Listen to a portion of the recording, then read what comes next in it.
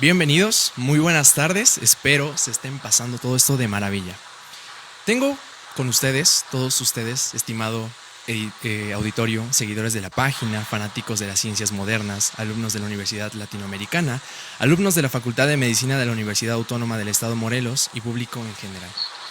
Es hoy para mí un gran placer estar una vez más con todos ustedes poniendo en marcha una nueva ponencia, para llegar a oídos de toda la comunidad de las ciencias de la salud, así para cultivar cultura en nuestro país y en nuestro continente.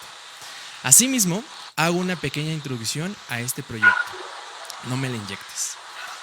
Este proyecto que ustedes están viendo en este momento, que es la página No me la inyectes, es un proyecto que estamos llevando a cabo varios estudiantes de medicina de diferentes estados de la República. Y vean que es un placer, la verdad, estar con ustedes por una ponencia tan importante y tan increíble como es la automedicación en México. Realmente cae como anillo al dedo. Es muy importante este tema porque hoy en día nuestro público en general se tienen que informar acerca de todos estos tipos de conceptos que a veces no entendemos, nuestra familia no sabe, nuestra familia ignora e incluso pues nosotros también ignoramos. Vamos a hablar acerca de la automedicación en México, un tema increíble, un tema realmente con un valor tremendo para nuestro conocimiento cultural. Y bueno, hoy tenemos la fortuna de tener a la doctora Liliana Domínguez Hernández. Pero antes de iniciar con esta pequeña ponencia, vamos a hablar un poco de su currículum. Tiene un título en licencia en farmacia, egresada de la Facultad de Farmacia de la Universidad Autónoma del Estado de Morelos, maestra en medicina molecular, egresada de la Facultad de Medicina en la Universidad Autónoma de Morelos, maestra en ciencias de la educación, egresada de la Universidad Latinoamericana, candidato a doctorado en humanidades de la Universidad Latinoamericana. Actualmente es docente de la Escuela de Medicina y Facultad de Odontología de la Universidad Latinoamericana. Tiene el servicio de jefatura en servicios académicos y docente en la Facultad de Medicina en la Universidad Autónoma del Estado de Morelos. Asimismo, también cuenta con 2 artículos nacionales y 1 internacional, revisora del libro Cubi de la nueva edición, directora de tesis de 2 estudiantes de maestría de la información de la Universidad Politécnica de Morelos, asesora de tesis de 2 estudiantes de la maestría de gerontología de Universidad Latinoamericana. Realmente, chicos, estamos con una mujer eminente. Tenemos un tema increíble, tenemos un tema muy preparado y de verdad esperemos que lo disfruten mucho, que puedan sacar el provecho necesario y pues bueno, sin más, estamos con usted, doctora. Bienvenida. Muchas gracias por la introducción, muchísimas gracias por la invitación. Y bueno, es un gusto compartirles un poquito acerca de un tema que realmente lo vemos como un tema demasiado sencillo, pero que obviamente está implicando muchísimos problemas a nivel nacional. Por eso es que escogí un tema que obviamente es muy importante para ustedes en la formación de los médicos y sobre todo de una parte muy importante que es la población con respecto a la pandemia que se está viviendo actualmente y que obviamente nos está afectando a todos. Entonces vamos a empezar un poquito con los términos más sencillos. ¿Qué es automedicación? Automedicación entonces es el uso, de acuerdo a la definición de la OMS, es el uso de medicamentos para tratar trastornos o síntomas autodiagnosticados, principalmente al uso inminente y continuo de un medicamento, ¿no?, recetado con alguna enfermedad con síntomas crónicos o recurrentes. Esta definición marca algo muy importante: autodiagnosticados. En el caso de autodiagnosticados es que realmente no hay un fundamento de base que obviamente nosotros podamos permitir ese uso de medicamentos, que ahorita lo vamos a revisar. Afortunadamente, ¿no?, gracias a la OMS y gracias a todo lo que es esta parte de la regulación que se ha llevado a cabo, ¿no?, se ha generado una disminución de los gastos en el sistema de una manera brutal, ¿no?, de un 80 a un 90% de acuerdo a la OMS, a las estadísticas que mencionan. Pero también hay algo muy importante: ¿cuáles son las ventajas y cuáles son las desventajas que tiene la automedicación? Y sobre todo, conocer realmente el fundamento por el cual, pues obviamente nos lleva a todo este tipo de problemas. Entonces, la Asociación Médica Mundial en el 2012 menciona al que existen algunas competencias que en un momento dado a un individuo puede generar, si obviamente, si se puede tener esa parte del autodiagnóstico, ¿no?, y el automedicamento. La parte bien importante es reconocer primero los síntomas que padece. Determinar si sus condiciones son apropiadas para la automedicación. Seleccionar el medicamento adecuado y seguir las instrucciones descritas en el empaque. En este caso, por ejemplo, algo muy importante, si nosotros reconocemos los síntomas, ¿no? Obviamente tenemos conocimiento de fisiología, tenemos conocimiento de las áreas básicas, tenemos conocimiento de otros puntos característicos de patología, entre muchas otras, que obviamente nos pueden llevar a un diagnóstico correcto y certero. Pero ¿y si no son del área de las ciencias de la salud, como lo mencionaban al principio? Entonces obviamente se hace un problema muchísimo más grande. Determinar si las condiciones son apropiadas para la automedicación, en este caso tienen acceso al medicamento, adelante. ¿Cómo lo tenemos? Pues obviamente lo tenemos de diferentes maneras, en el súper, la venta de acceso libre, ¿no? En el Oxxo o en alguna de esas tiendas que obviamente pueden ir a generar rapidísimo una compra, ¿no? de venta libre. En el caso de seleccionar el medicamento adecuado, ese es un problema muy importante, que obviamente está generando muchísimas reacciones adversas, que obviamente se están presentando en la población y que obviamente causan mayor complejidad en su salud. Y la parte más interesante, seguir las instrucciones descritas en el empaque. Son muy pocos medicamentos, que es muy raro, ¿no? Que obviamente tengan así como las instrucciones de tome una tableta, ¿no? Normalmente los que siempre traen como cuánto debes de tomar o las instrucciones descritas en el empaque son los medicamentos de venta libre. Por lo tanto, pues obviamente los medicamentos de patente o los medicamentos obviamente de que sean como más específicos de acuerdo a la especialidad, entonces ya no los tienen, ¿no? Entonces obviamente también todas esas cosas es importante pues obviamente también considerarlo. Aproximadamente, ¿no? En México se cree que existe de un 40 a un 60% de medicamentos que son vendidos sin receta. Esto es muy preocupante, porque obviamente no tenemos ese control del medicamento que obviamente se puede estar llevando el paciente, ¿no? Entonces se vende y obviamente como si fueran dulces. Los efectos adversos, según lo menciona este autor en el 2018, menciona que de los efectos adversos de medicamentos están entre las 10 causas de muerte y discapacidad en el mundo, lo cual es obviamente uno de los tantos puntos importantes que hay que evitar en el país. 50% de los fármacos que se recetan o dispensan de una manera incorrecta, pues obviamente ese 10% presentan obviamente hospitalizaciones por efectos adversos. Ahora, la pregunta más importante es, si realmente todo lo que estamos tomando, realmente conocemos las reacciones adversas, conocemos realmente las indicaciones terapéuticas, conocemos las interacciones entre fármacos, conocemos realmente qué es lo que nos estamos tomando. La población más triste, ¿no? La población, este punto es muy, muy triste, la verdad. Porque la población vulnerable, la que estamos presentando son niños, ¿no? Adolescentes, que principalmente los niños y adolescentes, normalmente los que están dándoles el medicamento son sus padres. Normalmente se cree que a partir de las personas que obviamente tienen más de 13 años en adelante, pues ya tienen un juicio, obviamente, de poder tomar algún medicamento o no, juicio entre comillas, ¿no? Obviamente mujeres embarazadas, que son las más preocupantes, lactantes y ancianos.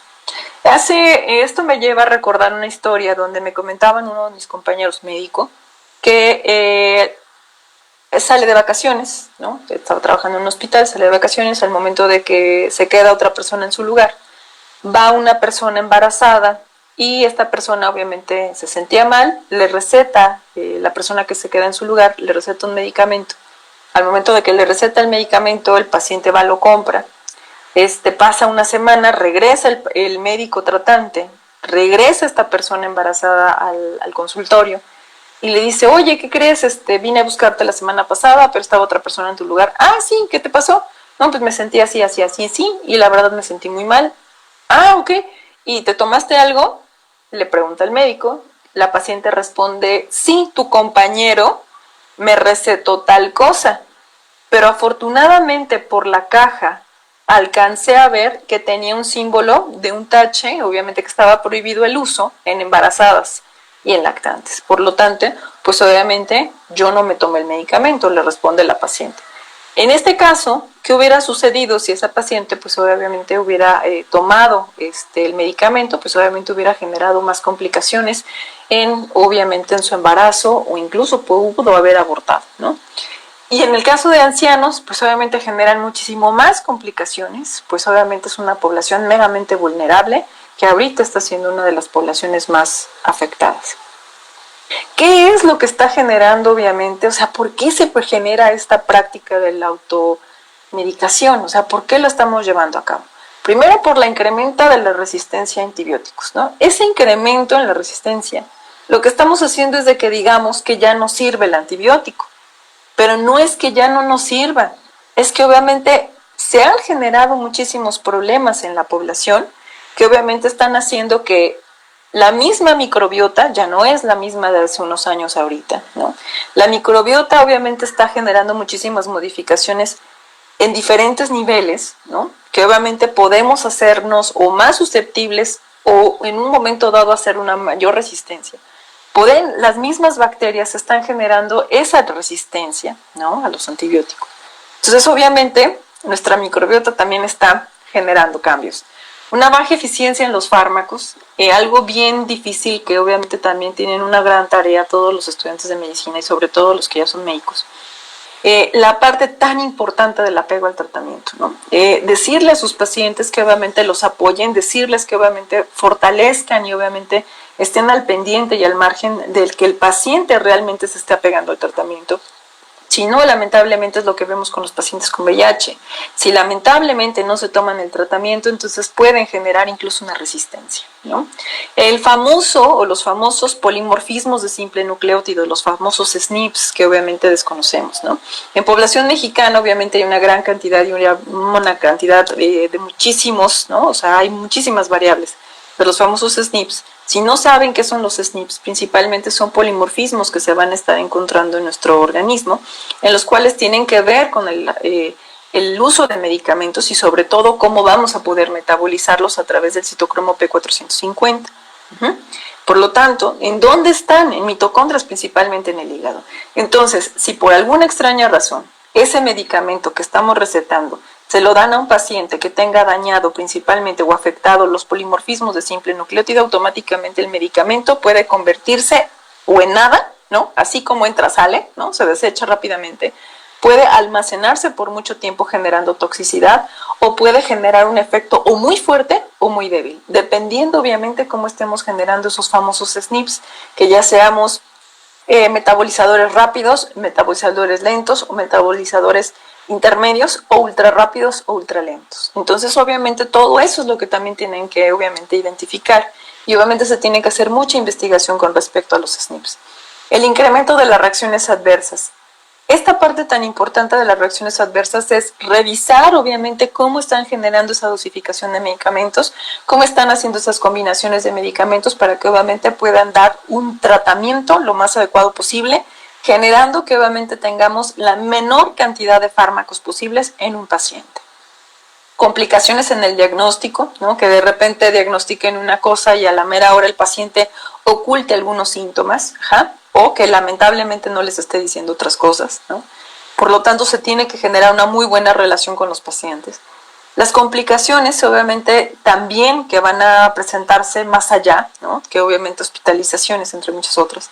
El desabasto de medicamentos, porque no todos tienen, obviamente, el dinero suficiente para, obviamente, poder adquirir ese medicamento de patente o adquirir ese medicamento. Y el uso, obviamente, de tratamientos no farmacológicos, que les digan, oye, ¿te estás tomando algún otro tratamiento? No, seguro, ¿algún otro medicamento? No, ninguno, pero a la mera hora se están tomando uña de gato, hongo michoacano o algún otro tratamiento alternativo que no les están diciendo y que obviamente también puede estar generando alguna interacción farmacológica, ¿no? Con obviamente esta sustancia que se acaban de ingerir, ¿no? O el uso, por ejemplo, de que toman el medicamento con jugos verdes o con jugo de naranja y obviamente cómo están afectando y bloqueando otra vez a los citocromos. En el caso, por ejemplo, del incremento de los altos costos en la atención en salud, pues obviamente no toda la población o cada vez la situación está muy complicada a nivel económico y por lo tanto, pues obviamente se opta por algunas otras alternativas. Entonces, ¿cuáles son las ventajas de la automedicación? Bueno, primero que nada, que el paciente obviamente no satura los servicios de salud, ¿no? Que obviamente es muy padre, que obviamente se pueda ahorrar ese recurso y obviamente la disminución de gastos, porque esos gastos pueden ser utilizados para la adquisición de más material, material quirúrgico, realizar otras cosas, hasta ahorita, ¿no? El abasto en la dispensación adecuada de medicamentos, o sea, ya ir trabajando con la parte de que ya no nos dan toda la caja de aspirina o ya no nos dan toda la caja de paracetamol, sino que obviamente ya puede ser como más restringido, ¿no? Solamente un blister o solamente un número adecuado. Y la parte más interesante es la comodidad de ir al médico, pero también ir a la farmacia, ¿no? Entonces, por un bajo costo podemos obtener una consulta, 20, 30 pesos, ¿no? Que cuesta nuestra consulta, o la consulta es gratis y se compra el medicamento ahí. Pero también entonces, ¿cuáles son las desventajas ahora con respecto a toda esta parte de la automedicación?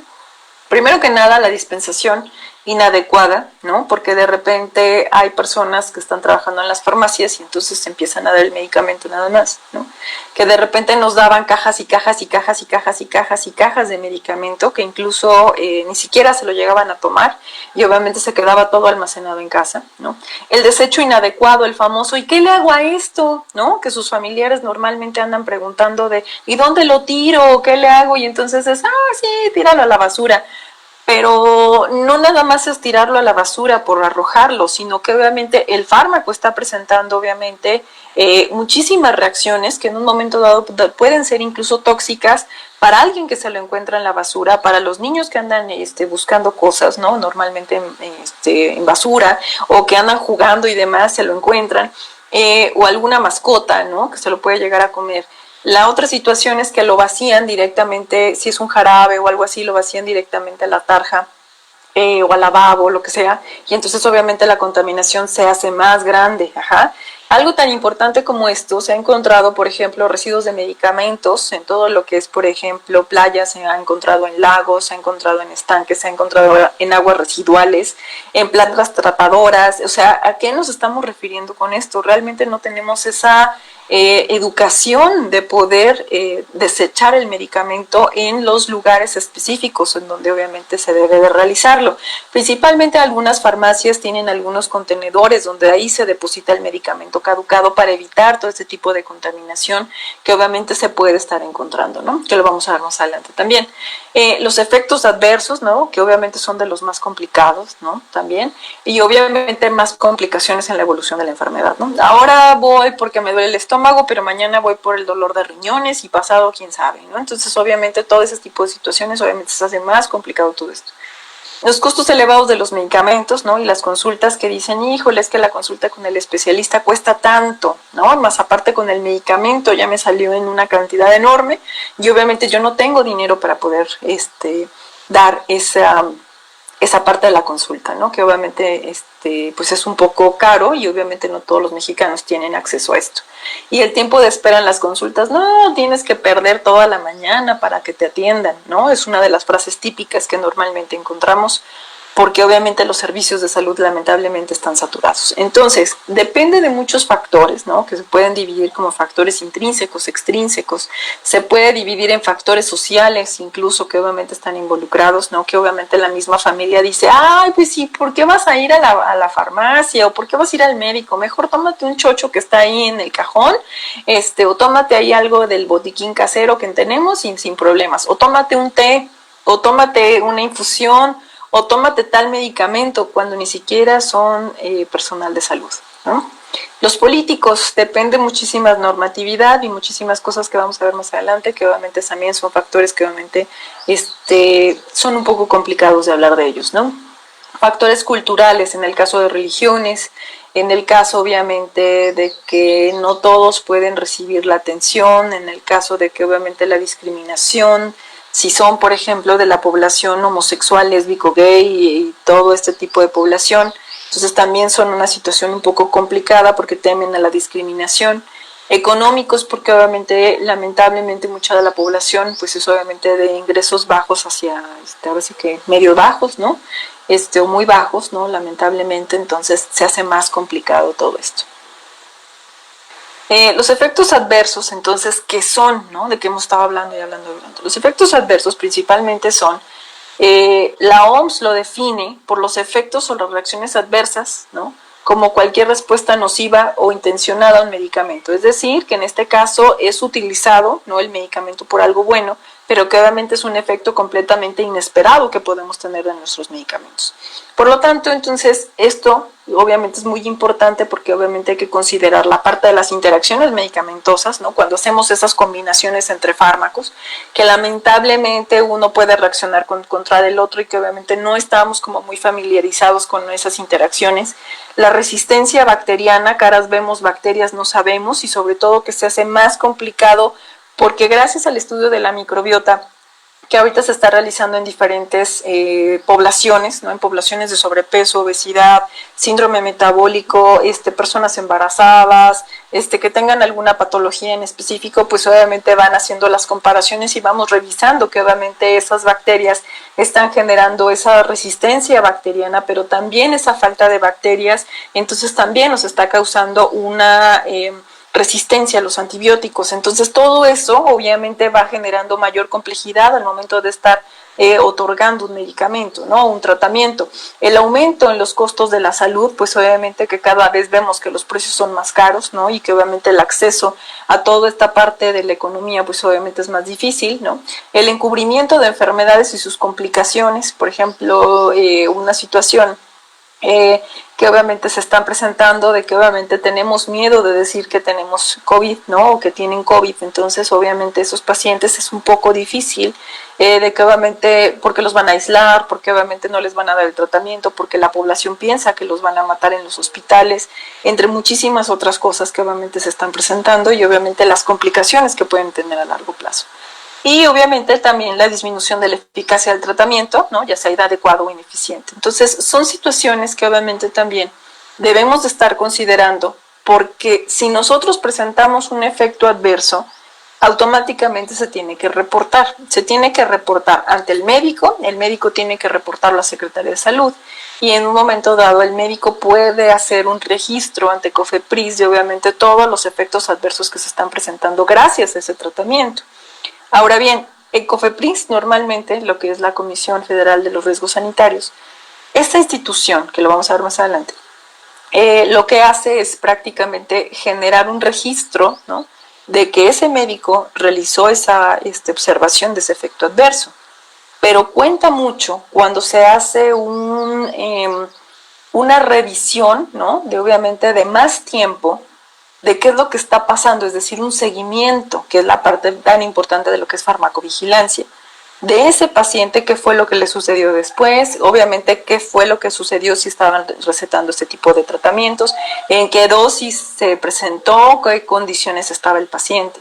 Entonces todos esos datos son muy importantes que lo registren, ¿no?, que obviamente lleven un registro de cada uno de los pacientes, y sobre todo algo muy importante que también es para considerarlo, no tengan miedo de registrarlos. ¿Por qué? Porque obviamente nos sirve a nosotros como farmacéuticos, nos sirve a toda la demás población para que obviamente ese fármaco o ese medicamento, ese suplemento alimenticio, pues obviamente sea retirado del mercado. Y la parte más importante es de que tengan conocimiento la industria farmacéutica o quien lo produce, de que obviamente ese medicamento o existe alguna sustancia en ese medicamento que obviamente esté generando esas alteraciones. Entonces, la pregunta aquí es, o la incertidumbre es, ¿quién o quiénes son los responsables de generar la práctica de la automedicación? ¿Serán los médicos? ¿Serán las enfermeras? ¿Serán los técnicos en enfermería? ¿Será la misma población? ¿Serán los padres? ¿Serán las madres? ¿Quiénes son en sí, no? ¿Quiénes son, por ejemplo, los cuidadores? ¿Quiénes son entonces? Somos prácticamente todos los familiares, ¿no? Porque obviamente nosotros estamos al pendiente del enfermo, ¿no?, o del paciente, y estamos viendo que obviamente cómo va evolucionando la enfermedad, pero la vecina o el primo o la amiga ya nos dijo, no, ¿sabes qué? Dale las gotas de no sé qué cosa, y entonces obviamente le están dando otro tratamiento, haciendo que en un momento dado puedan chocar y que obviamente puedan generar más efectos adversos, o incluso que obviamente tengan un mayor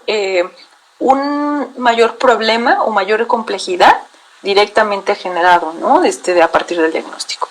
Entonces, en un caso, ¿no?, en una encuesta que se realizó en el 2012, en población principalmente de técnicos en enfermería y en enfermeras principalmente, se identificó algo muy importante.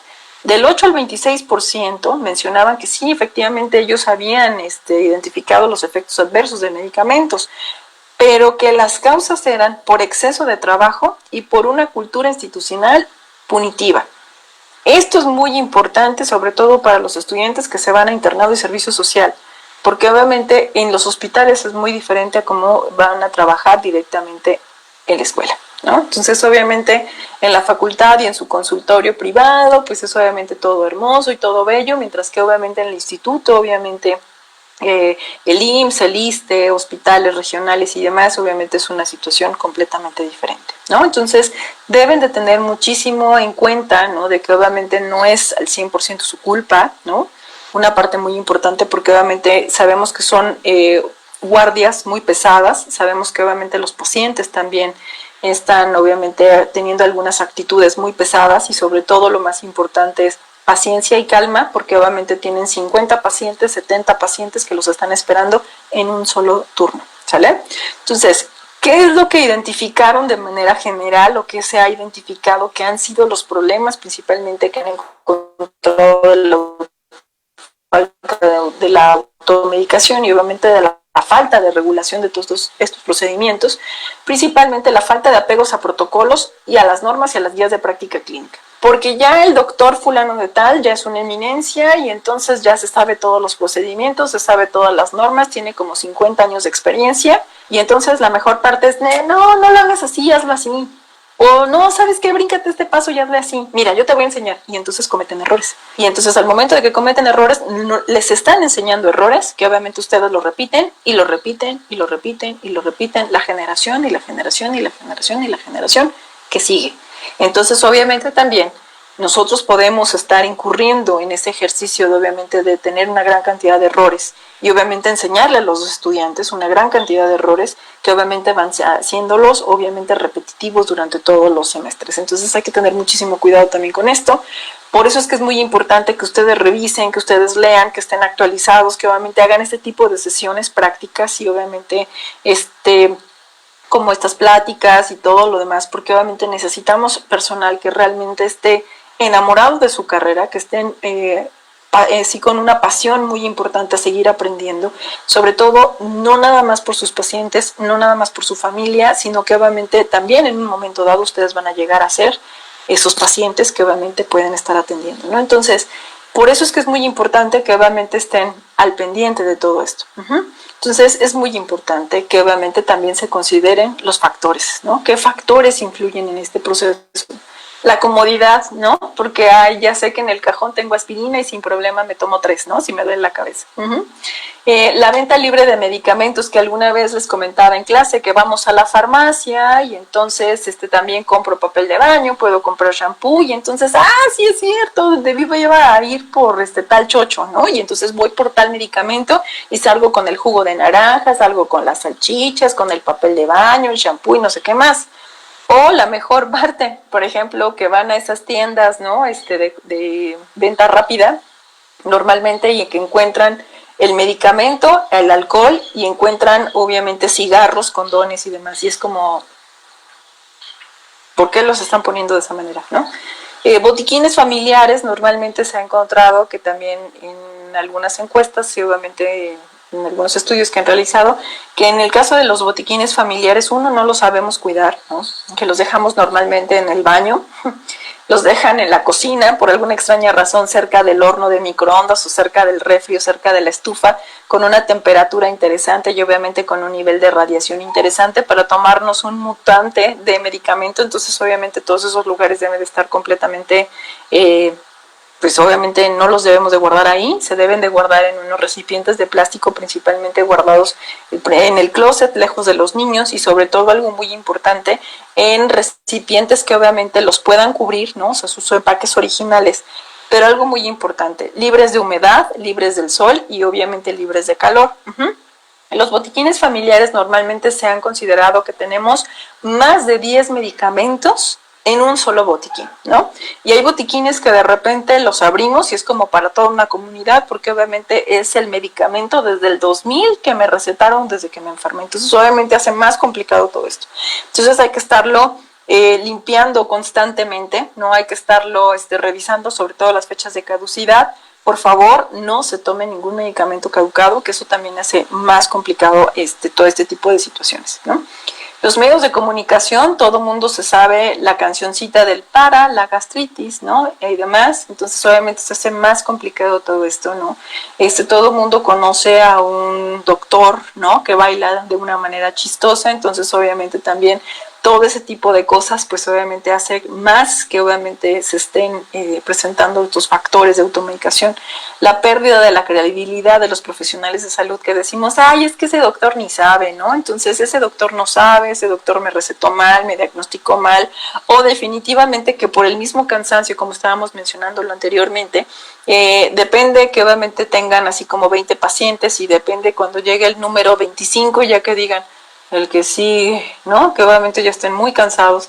O problemas de comunicación en el paciente también se refiere a la parte de cuando no hay una empatía entre el médico y obviamente el paciente, que le dice es así, punto, ¿no? El que sigue, oiga, pero mire que me siento mal que sigue, ¿no? Que ni siquiera lo escucha. Entonces obviamente también esa parte es muy importante de la buena comunicación con un paciente, porque un paciente te puede dar muchísimos datos, sobre todo del enfermo, sobre todo de cómo está la situación en casa, cómo se toman el medicamento, qué costumbres tienen, si es una comunidad, y obviamente muchos datos que les pueden servir. Entonces, escuchen al paciente, aprendan a escuchar a los pacientes. Prácticas de autocuidado familiar, que de repente uno cuida al otro, ¿no? Entonces, de repente dicen algo así como de, es que yo cuidaba a mi abuelo, yo cuidaba a mi papá y entonces le daba tal medicamento o hacía tal práctica y ahora yo lo hago con mis hijos. Entonces, eso también son situaciones que obviamente hay que tener muchísimo cuidado. Y algo más importante, los errores en la dispensación, obviamente, de los medicamentos, que de repente les dicen, oye, yo vengo, me duele la cabeza y yo vengo a buscar este medicamento, ¿no? Llegan a la farmacia y la persona que atiende la farmacia, ¿no? Les dice, ¿sabes qué? No, yo creo que para esta enfermedad siempre se llevan más y entonces el se llevan más, ¿no?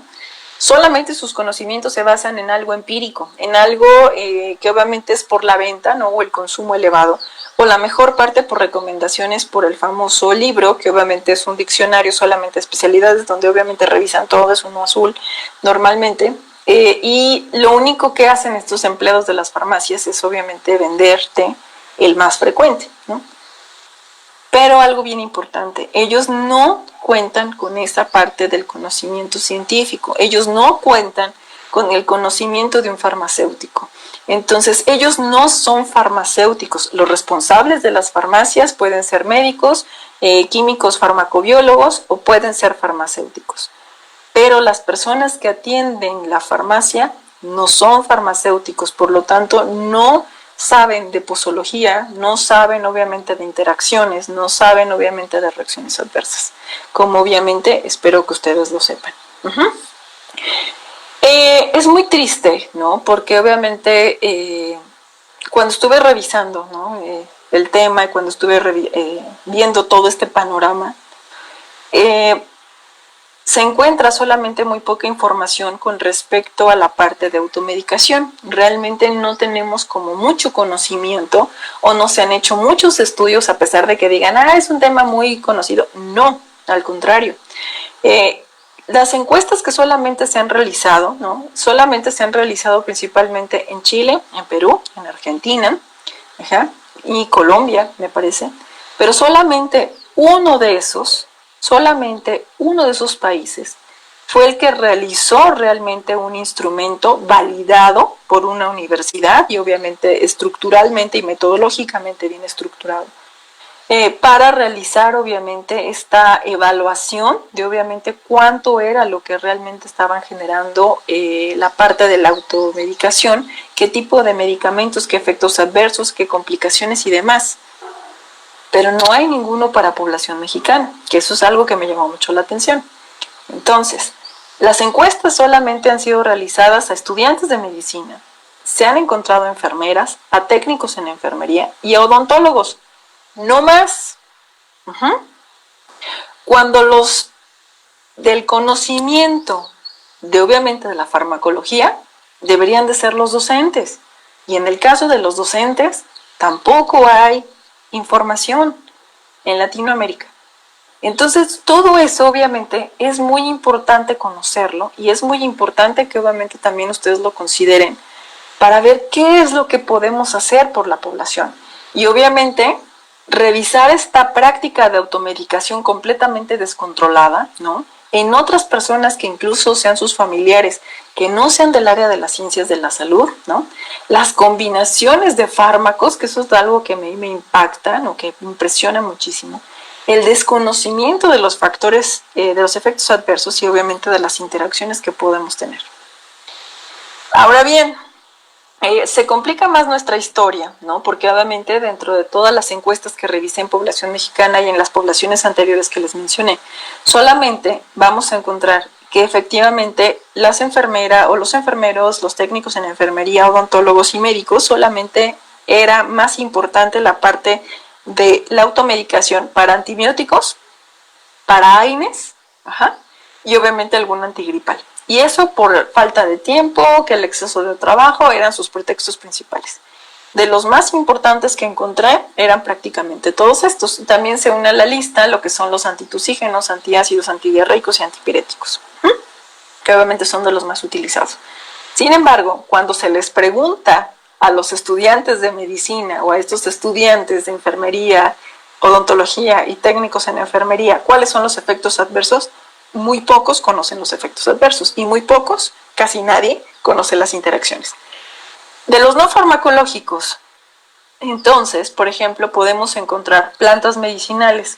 ¿Cuántas veces teníamos a la abuela, ¿no?, o algún familiar que nos decía, ay, te duele la panza, ay, tómate un tecito de manzanilla, o tómate algo, ¿no? Entonces, obviamente estas tés o estas infusiones, pues obviamente también están siendo como muy de moda, ¿no?, en la población. Sin embargo, obviamente carecemos obviamente de una información que obviamente pueda tener ese sustento, ¿no? Esa parte también de la medicina tradicional es muy buena, sí, las plantas tienen muchos efectos benéficos, pero también hay que saberlas obviamente tratar, ¿sale? Y obviamente hay que saber cómo obviamente se puede preparar un té, se puede colocar una infusión, y obviamente las cantidades adecuadas, que eso también es muy importante. No nada más es una pizca, no nada más es así como échale un chorrito y ya, no, sino que obviamente también depende obviamente de la dosis, sobre todo por la cantidad de metabolitos obviamente tóxicos que pueden tener las plantas. Lamentablemente hay muchos suplementos naturistas, ¿no?, suplementos alimenticios y demás que obviamente no cuentan con un registro sanitario. Por lo tanto, obviamente lo que hacen los suplementos naturistas, como por ejemplo todo lo que son del famoso doctor que les decía que bailaba chistoso, normalmente están solamente limitados y registrados como suplementos alimenticios, por lo tanto no son medicamentos. En el caso de los suplementos naturistas, pues obviamente también no sabemos qué mezclas de plantas tengan, ¿no? Porque normalmente dicen, es que es naturista, y entonces si es naturista o es natural no me hace daño, pero obviamente hay que conocer los efectos adversos. Cuando el paciente practica algún tratamiento no farmacológico, como Reiki, yoga, auriculoterapia, biomagnetismo, meditación, musicoterapia, aromaterapia, coaching, ¿no?, los famosos pensamiento positivo, acupuntura, entre otros, ¿no?, hay que tener mucho cuidado en cuanto a la parte obviamente de qué es lo que le están haciendo el paciente, y obviamente que le informe o les informe a ustedes, que obviamente son médicos o van a ser médicos, qué es lo que está haciendo de tratamientos alternativos, para que obviamente ustedes se den una idea de obviamente qué es lo que está haciendo, si se está colocando algún aceite, si le están dando alguna microdosis o algo que obviamente pueda generar un efecto adverso con el medicamento, porque eso también es muy importante mencionarlo. O que si forma, bueno, parte, ¿no?, de todo lo que es una religión o un grupo espiritual, que ahorita están muy de moda también este tipo de cosas. ¿Cuáles son los riesgos de la automedicación? Pues obviamente la selección incorrecta del medicamento, ¿no?, que de repente digan, es pero a la mera hora nada que ver y era otro medicamento, ¿no? La parte de la posología, que es muy importante. La duración del tratamiento, tómatelo por 7 días, ya me lo tomé 3 y pues ya me sentí mejor y ya lo dejé. pero en un momento dado, por ejemplo, puede volver esa infección y obviamente ya estamos presentando una infección más grande, y obviamente más grave. En el caso de toxicidad por los efectos adversos o por las interacciones medicamentosas, que obviamente podamos estar presentando, que incluso pueden llevar hasta la muerte, que eso es algo también muy importante. El almacenamiento, como les decía, incorrecto, que hay veces que los dejan hasta en el coche, los pobres medicamentos ahí sudando y obviamente en el rayo del sol, ¿no? Los medicamentos caducados, no hay de otra, no tengo otra cosa, me siento mal y entonces se lo llegan a tomar, o como alguna vez también otra persona me comentaba que se sentía mal, ¿no? Y que tenía tos en ese entonces, se compró un jarabe y entonces le da un trago, ¿no? Literal al jarabe, y es como impresionante conocer que obviamente los peores personas que obviamente nos tomamos los medicamentos somos el personal de salud, los que realmente conocemos todo esto, ¿no? La dependencia, que esto es algo muy importante, sobre todo cuando son medicamentos, obviamente psiquiátricos, ¿no? O de la parte de algún tipo de problema meramente neuronal, pues obviamente también la dependencia que puede tener a los medicamentos. Incremento de resistencia bacteriana, que no me canso de decirlo, ¿no? La pérdida de la eficacia, que lamentablemente podemos decir, es que en este paciente no funcionó y en este paciente sí funcionó, ¿qué fue lo que pasó? Entonces hay que verlo de otra manera, desde otra perspectiva, porque no sabemos cómo está su sistema inmunológico, no sabemos cómo está su metabolismo, no sabemos cómo está fisiológicamente hablando, no sabemos si padece algún tumor, no sabemos si hay algo que obviamente esté bloqueando directamente un diagnóstico correcto, y obviamente el desconocimiento y las alteraciones de los SNPs. Entonces, cuando se dan cuenta de obviamente de la importancia que se está presentando directamente en el país, todo lo que es obviamente todos estos efectos adversos, todos los riesgos de obviamente de la automedicación, en el 2000 lo que hacen es una cruzada, ¿no?, nacional por la calidad de los servicios de salud, que principalmente estaba basada gracias a la parte de la calidad. Entonces ahora la parte de las políticas de seguridad y todas las políticas de salud están basadas meramente en calidad. Todos quieren obviamente que todo sea de calidad para que obviamente tengan los menores efectos adversos. En el 2004 entonces la OMS realiza una gran cantidad de que obligatoriamente todos los reportes de los efectos adversos se tienen que reportar directamente a la OMS. Entonces por eso es que obviamente crece la importancia de conocer los efectos adversos y obviamente la parte tan importante de la regulación que existe en el país. Entonces, en la normatividad lo que hace la OMS es obviamente que la OMS va de la mano con la OPS, ¿no?, la Panamericana de la Salud, y por lo tanto, tanto la OMS como la OPS crean a la famosa COFEPRIS. ¿Para qué? Para que a partir de la COFEPRIS obviamente también esté basado todo lo que es la Comisión Nacional de Arbitraje Médico, que cada uno a través de sus diferentes puntos obviamente se dedican a realizar algunas normas y obviamente revisar la vigilancia epidemiológica y revisar obviamente los riesgos sanitarios que se puedan estar presentando en la población, de acuerdo obviamente al uso de muchísimas cosas. ¿Qué hace entonces la COFEPRIS? Es la regulación, el control y el fomento sanitario, ¿no?, basados principalmente en la Ley General de Salud. Algo muy importante es que es encargado de obviamente de la revisión y obviamente de la protección de todos los riesgos sanitarios para evitar o reducir enfermedades a partir de ¿qué? De obviamente de medicamentos y obviamente de ver todo el entorno que se está presentando directamente. Gracias a eso entonces la COFEPRIS tiene la fortaleza o tiene esa parte tan importante de esa función, que lo que hace es basar y obviamente generar algunas normas, ¿no?, alguna base jurídica para que obviamente puedan realizar obviamente muchísimas modificaciones de acuerdo a la ley y que obviamente se generen nuevos programas y obviamente que mejoren directamente todo lo que tenga que ver con la salud. A partir de esto, entonces COFEPRIS también se dan cuenta, en el 2010 empiezan a realizar algunas modificaciones en el reglamento de la Ley General de Salud, ¿no?, donde obviamente se basa principalmente en la disposición de antibióticos. ¿A qué se referían con esto? Bueno, los antibióticos, pues obviamente lo que eran las penicilinas, quinolonas y tetraciclinas eran de las más utilizadas en México, pero la peor parte era que México era el que más venta de antibióticos tenía a nivel de Latinoamérica y el que más los utilizaba. Y obviamente la resistencia bacteriana incrementó muchísimo. A partir del 2010 para acá empezó a disminuir en porcentajes altísimo. Simplemente en el primer año disminuyó un 26% el consumo de antibióticos, ¿no? Y obviamente cada vez es obviamente más regulado hasta que prácticamente se tuvo que detener a través de la venta por receta médica, ¿no? En el caso también de los productos Milagro, ¿qué fue lo que hizo? Se hicieron algunas modificaciones, sobre todo con Secretaría de Salud, para que obviamente toda la publicidad engañosa y toda la publicidad que era meramente no autorizada se retirara del mercado.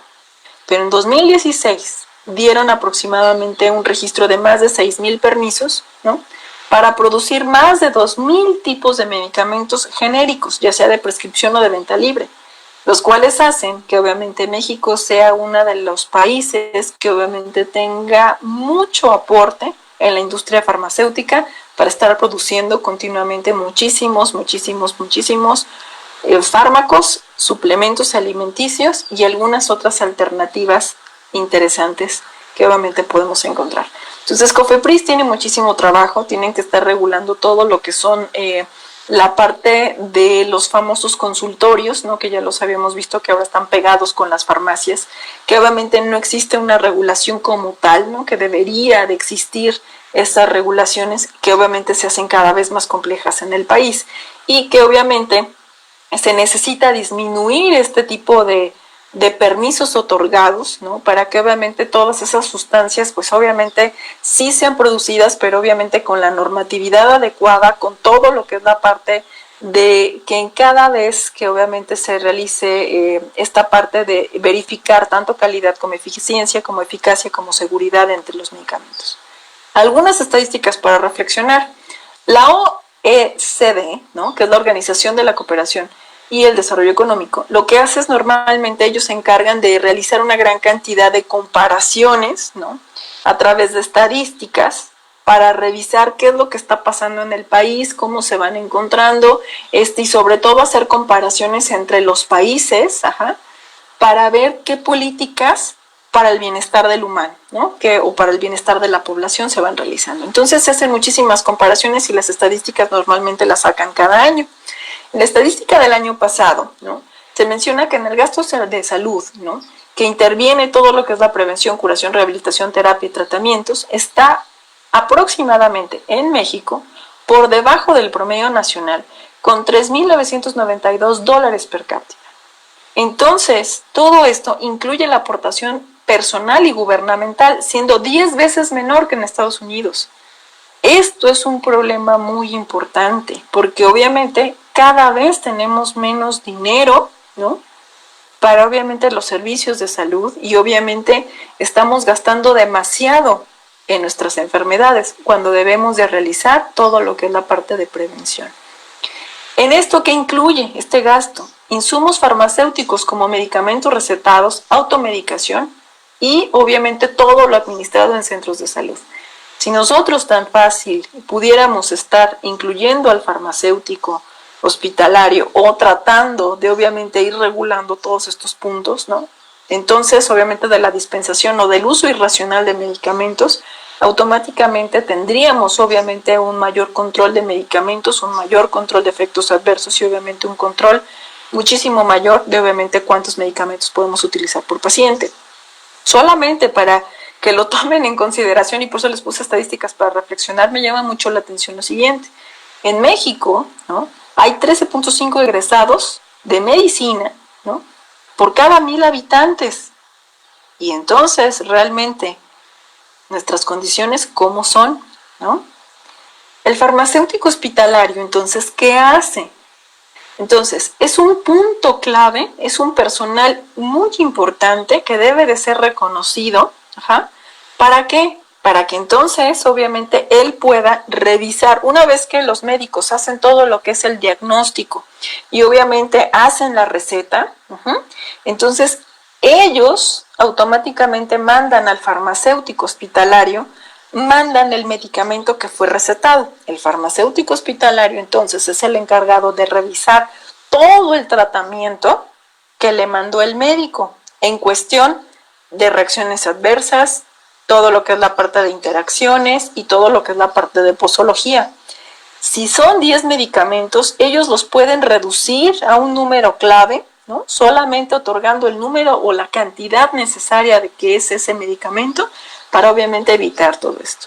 Entonces, se logra modificar dosis, se logra modificar interacciones medicamentosas y obviamente evitamos la polifarmacia. ¿Cuántas veces hemos visto que salen de los hospitales muy contentos, ¿no?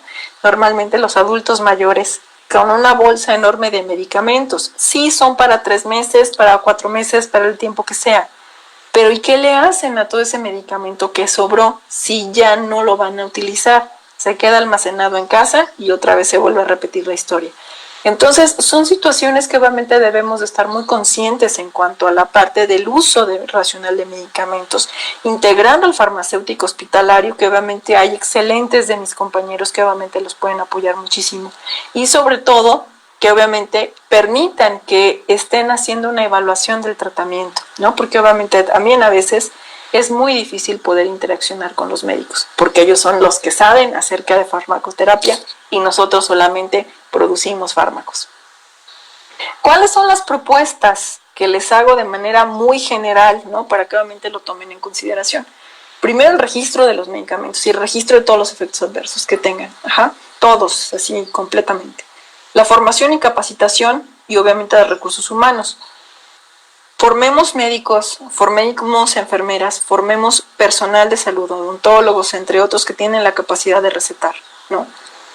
Pero también formemos médicos conscientes, médicos humanitarios. Obviamente ya no necesitamos a los dioses del Olimpo, ya no necesitamos ponerles alfombra roja, necesitamos obviamente médicos terrenales y obviamente personal terrenal que atiendan de manera adecuada a los pacientes, que atiendan y brinden una atención adecuada a los pacientes y que los pacientes también puedan ser respetuosos obviamente con todo el personal de salud. Entonces necesitamos que obviamente se tenga un manejo adecuado de información, necesitamos la parte tan importante de ver qué estrategias tenemos para la asignatura de farmacología, porque tenemos problemas con respecto a la parte de que ya saben, los estudiantes ya pasaron farmacología 1, farmacología 2 o farmacología solo la que tengan uno, por ejemplo. Y entonces ellos empiezan a probar, ¿no? Combinaciones, empiezan a hacer mezclas de medicamentos porque ya saben, ¿no? O incluso los pueden llegar a consumir con alcohol o con algunas otras sustancias, que es la peor parte que pueden hacer. ¿Por qué? Porque obviamente algunos se quedan en el viaje o lamentablemente causan muchísimos efectos, principalmente en el hígado, que obviamente no conocen al 100% una vez más las interacciones y los efectos adversos. Mejorar la infraestructura en salud y obviamente una adecuada dispensación de medicamentos, ¿no? El uso racional de medicamentos gracias a quién, a un farmacéutico hospitalario. Por eso les decía y les hacía énfasis en obviamente incluirlo. Conocer y obviamente estimular las áreas que comento, ¿no? La parte de fármaco-epidemiológicas, obviamente, ¿qué está pasando, no? ¿Qué les está pasando a los pacientes después de que obviamente toman el medicamento? ¿Cómo es las estadísticas? ¿Cuántas mujeres, cuántos hombres? ¿Qué les pasó? ¿Qué les está sucediendo directamente después de que se llevan a casa el medicamento? La farmacovigilancia, un seguimiento de los mismos pacientes, ¿no?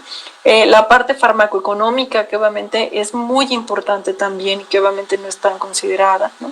En el caso de la ecofarmacovigilancia, cómo se están desechando los medicamentos, eso también es muy importante y obviamente hay muy buenos trabajos mexicanos que obviamente han revisado aguas de residuales, ¿no? La parte de mar, la parte de algunos, ¿cómo se llama? Algunas lagunas, algunos lagos, algunos ríos o algunos formaciones, cuerpos de agua, ¿no? Que podemos tener, que obviamente también se han encontrado tristemente algunas partículas de fármacos, sobre todo porque obviamente también son desechados al mar. Y obviamente normas, ¿no? Obviamente la parte normativa, necesitamos obviamente mucho apoyo, mucho énfasis con la parte normativa porque necesitamos realizar más normas con respecto a la restricción del uso irracional de medicamentos. ¿Por qué va todo esto? Porque, por ejemplo, en la pandemia hace unos meses o hace tiempo estuvieron diciendo que hidroxicloroquina era la cura para COVID. que ahora que dexametasona era la cura para COVID, siendo que nunca revisaron los efectos adversos de estos medicamentos y que obviamente tienen algunas características que obviamente el fármaco se puede eliminar en muchos meses, en más de 6 meses. Entonces hay que tener obviamente consideración con ese tipo de fármacos. Investigación, muchísima. Necesitamos mucho de su apoyo con la parte de identificar reacciones adversas, estar haciendo farmacovigilancia. Todas estas áreas necesitamos estimularlas. Necesitamos revisar qué tanto se está consumiendo de medicamentos, qué tipo de medicamentos se están consumiendo y obviamente a partir de ahí hacer propuestas para generar más normas, ¿no? Que no esa información no quede nada más en el periódico de la escuela, en la revista de la escuela, sino que esa información sea publicada, que obviamente toda la población mexicana pueda tener esa información, obviamente estos medios de divulgación que sean muy importantes y sobre todo registrarlos ante COFEPRIS, porque obviamente necesitamos que obviamente este tipo de organismos pues obviamente se generen regulaciones y que obviamente los podamos estar promoviendo para revisar qué está sucediendo directamente con la población. Como referencias, bueno, son bastantes, ¿no? Si gustan, les puedo pasar las referencias o si gustan puedo estar trabajando con ustedes. Si tienen alguna duda, mi correo electrónico es dhliliana@gmail.com. Si quieren escribirme, tengan alguna duda, quieren que revisemos algún dato, con todo gusto. Lamentablemente, bueno, es una cantidad de información impresionante, solamente tenía muy poco tiempo, por eso es que obviamente traté de ir regulando los tiempos. Muchas gracias. Muchísimas gracias, doctora Liliana. Tenemos una muy buena noticia y es que tenemos ya bastantes preguntas aquí en la caja de comentarios del directo. Entonces vamos a contestar algunas, se las voy a ir diciendo. Y, okay. La mayoría son afortunadamente alumnos de la materia, quizá antes de la materia. A ver, vamos a empezar con los temas aquí. Nos comenta Regina si hay centros o lugares, en este caso ahí en Morelos, donde pueda ir a desechar los medicamentos caducos o quedados. Sí, principalmente en las farmacias hay unos recipientes, principalmente son grises como con letras verdes. De hecho, estábamos tratando de que estuvieran en algunas universidades en el estado de Morelos. Había uno en Facultad de Medicina de la UAM, ahí tengo a mi resguardo, tengo uno, que estaba principalmente en el lobby, ahora que regresemos a clases y que obviamente podamos estar teniendo obviamente el ingreso de algunos estudiantes, ahí se pueden desechar. Y en Universidad Latinoamericana también estoy gestionando esa situación con el coordinador. Perfecto. Hay otra pregunta que nos dice que si los suplementos alimenticios para, por ejemplo, la ganancia de masa muscular en el gym se considera automedicación. Sí. Tristemente, porque una vez más no es así como que no está prescrito, ¿no? Por algún médico especialista en medicina del deporte o una cosa por el estilo, sino que nada más es así como recomendación, no solamente porque yo quiero ganar masa muscular. Entonces, sugerencia, si van a hacer este tipo de pruebas o si van a hacer este tipo de actividades, ¿no? Está perfecto que lo hagan, pero sugerencia, háganlo con una persona que realmente sepa del tema. No nada más los instructores en los gimnasios, no nada más, pues obviamente algunas personas carecen de estudios o carecen de mucha información, entonces hay gente que pues obviamente quiere sacar provecho de esto, entonces o les dice, mira, yo te vendo tal marca, ¿no? Pero realmente no sabemos si esa marca es de calidad, entonces sugerencia, traten de ir con una persona que realmente sepa o conozca de los temas. Si gustan, también les puedo recomendar a alguien que obviamente también se dedica a poner algunas rutinas, ¿no? Y obviamente este tipo de cosas. Muchas gracias. Que es bastante confiable. Nos comentan aquí, es una pregunta más teórica, acerca de qué diferencia hay, porque hace mucho énfasis en los efectos adversos. ¿Qué diferencia hay con los efectos secundarios y los efectos no deseados? Es prácticamente el mismo término. Ah, ok, perfecto. Uh-huh. También por parte del equipo de la página No Me Lo Inyectes, nos comentan de qué pasa con los pacientes que llegan a tomar sus medicamentos, ya sabe, aquí en México, ¿no? Típico medicamento con su refresco. Por ejemplo, depende del medicamento, ¿no? Lamentablemente, puede generar algunas modificaciones en cuanto a estructura, en cuanto a la parte de la absorción, en cuanto a la parte, por ejemplo, de que lo pueden inactivar, lo pueden activar demasiado o lo pueden convertir en algo tóxico. Entonces, sugerencia, no jugos. Revisen principalmente que sea con un vaso de agua. Estamos hablando de un vaso de 250 mililitros, no un trago. Revisen que realmente el vaso del paciente, explíquenle, de hecho enséñenle el volumen o enséñenle más o menos el tamaño, es un vaso normal, ¿no? Que obviamente es el vaso lleno, porque hay veces que hasta me han dicho mis mismos estudiantes que se lo llegan a tomar sin agua. Entonces es como una situación interesante, porque si fuera una cápsula o algo por el estilo, la sienten aquí pegada, ¿no? Pero pues obviamente lo deben de tomar con un vaso de agua, 250 mililitros, no con café, no con jugos, ¿no? Está prohibido con jugo de toronja, jugo de naranja, no lo hagan, por favor. De preferencia con agua, porque también he visto que los llegan a tomar incluso con cerveza o con alcohol. Entonces, por favor, agua, nada más. Perfecto, muchas gracias, doctora. Tenemos otra pregunta, que si hay alguna relación entre la automedicación y la drogadicción en México. Sí, es muy triste. Como les comentaba, lamentablemente no hay muchas cifras que tenemos, pero sí se logra identificar, sobre todo en población de estudiantes de medicina.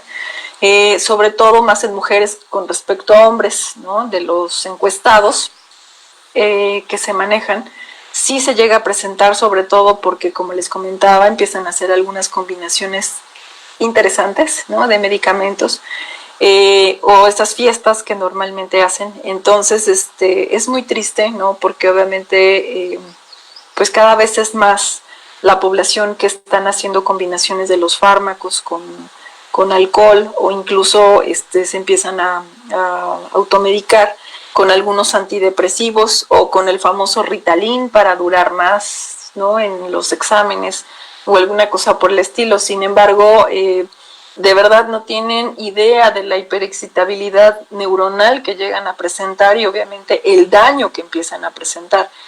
Por ejemplo, glutamato o ácido glutámico, que también les dicen que de repente también es muy bueno, no sé qué, y obviamente hacen barbaridades. Entonces, de verdad, revisen efectos adversos, no lo hagan, por favor, ¿no? Muchas gracias, doctora. Tenemos otra pregunta muy interesante. Dime. Que incluso también se la quería preguntar a usted, pero mire, acá nos las ponen, que se habla mucho de la era de los antibióticos. Esta persona, Jonathan, pregunta que si hay un tiempo pues conciso o preciso acerca de la era de los antibióticos. La era de los antibióticos, híjole, mira, yo creo que algo bien importante es, ahorita con la pandemia viene un cambio muy drástico en cuanto a tratamientos, ¿no? A mí me encantaría decirte que todas las personas se lavan las manos, que todas las personas tienen el correcto higiene, ¿no?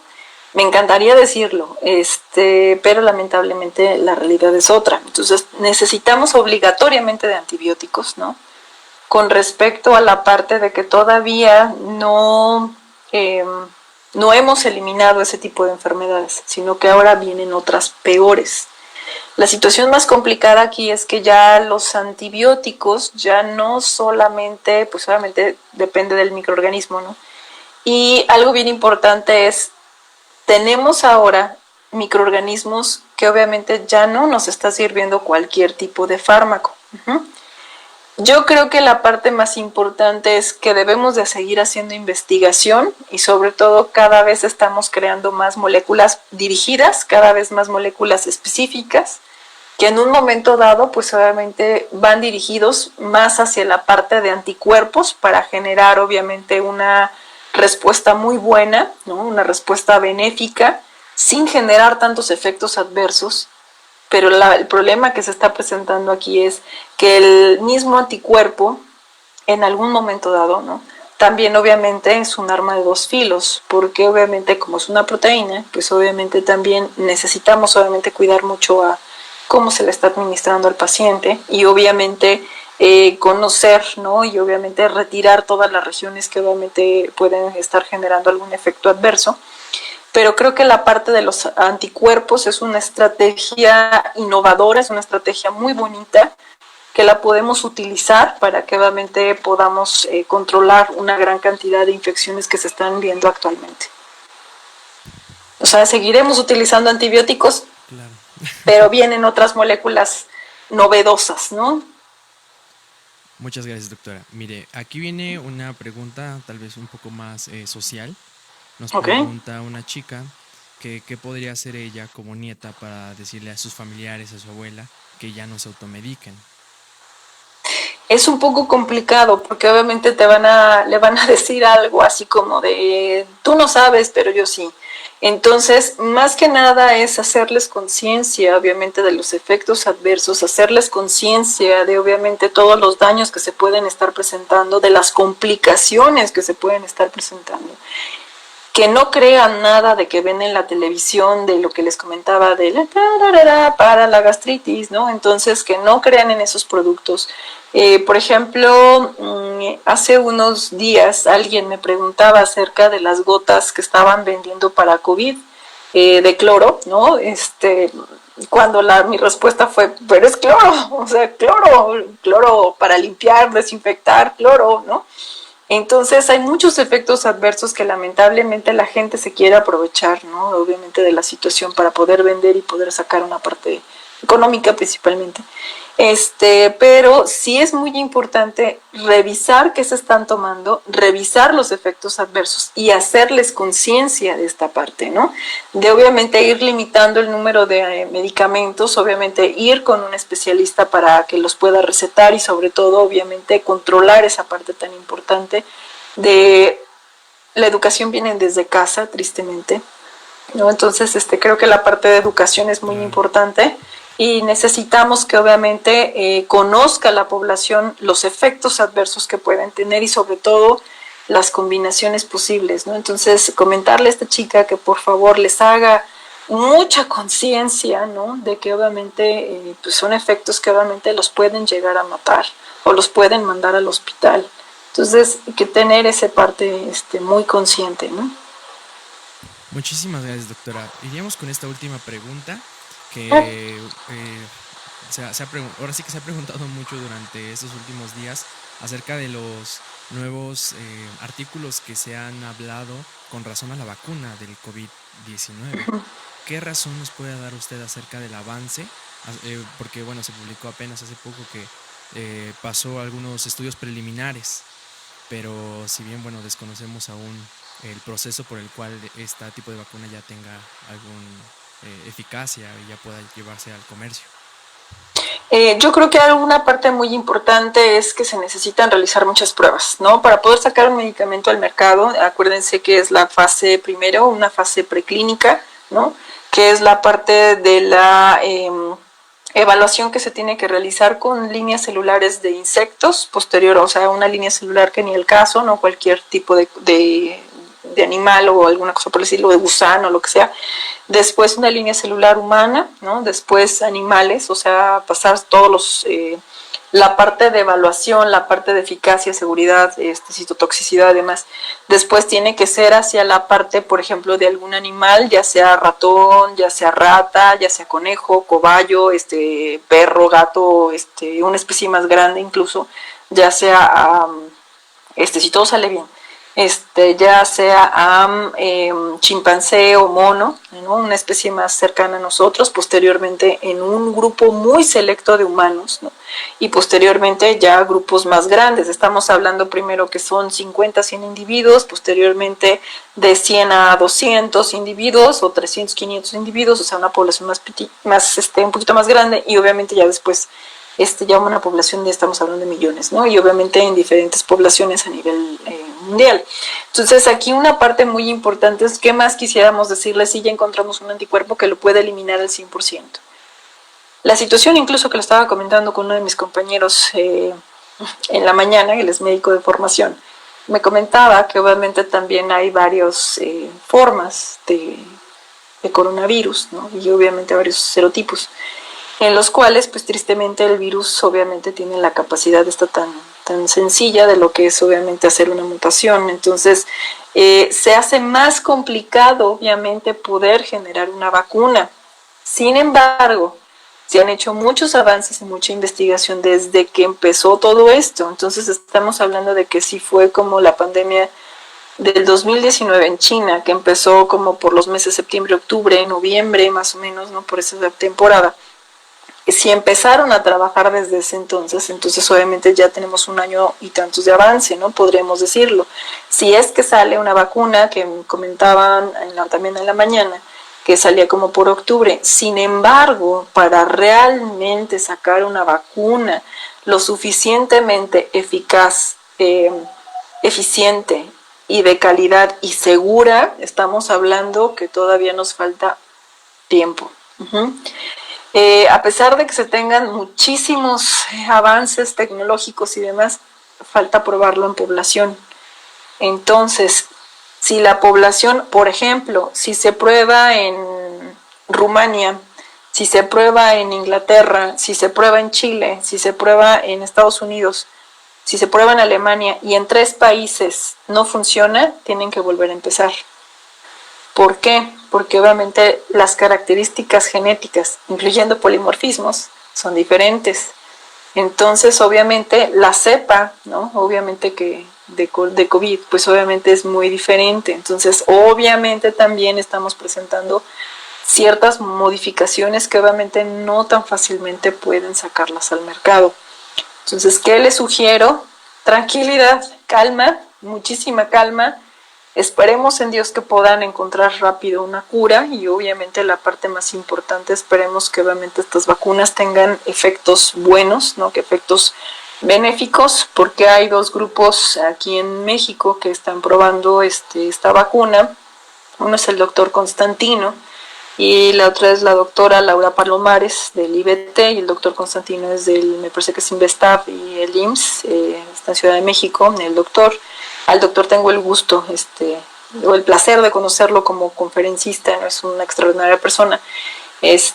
Y pues bueno, es una situación muy complicada que obviamente necesitamos tener muchísima paciencia para que obviamente seguir las medidas de seguridad que obviamente van a ser, vamos a seguir trabajando con ellas, ¿no? Y el distanciamiento, lavado de manos, el uso de gel antibacterial, cubrebocas, las caretas, en caso de que tengan mucho contacto con las personas.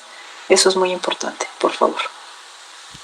Doctora, ha sido de Dime. verdad un placer enorme estar el día de hoy, todo el espacio de No Me La Inyectes, el grupo, el equipo y todos nosotros pues con usted. Gracias por la disponibilidad que usted nos propinó para llevar a cabo toda esta ponencia. La verdad, como usted lo comenta, es un tema sumamente importante que si bien no es algo nuevo, pero se ha luchado con esto desde décadas atrás, ¿no? Y al fin y al cabo, pues esto ha implicado mucho en el desarrollo de nuevos medicamentos, así como la escasa eficacia en otros.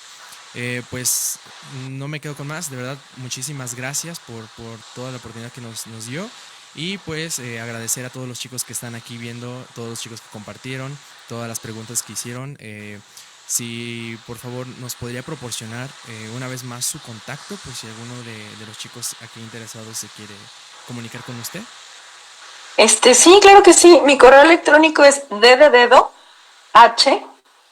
Liliana, todo junto en minúsculas, sin espacios, y otra vez dh@gmail.com. Nada más que me coloquen, por ejemplo, soy del grupo de No Me La Inyectes y ya para que yo sepa de qué se trata. Por favor.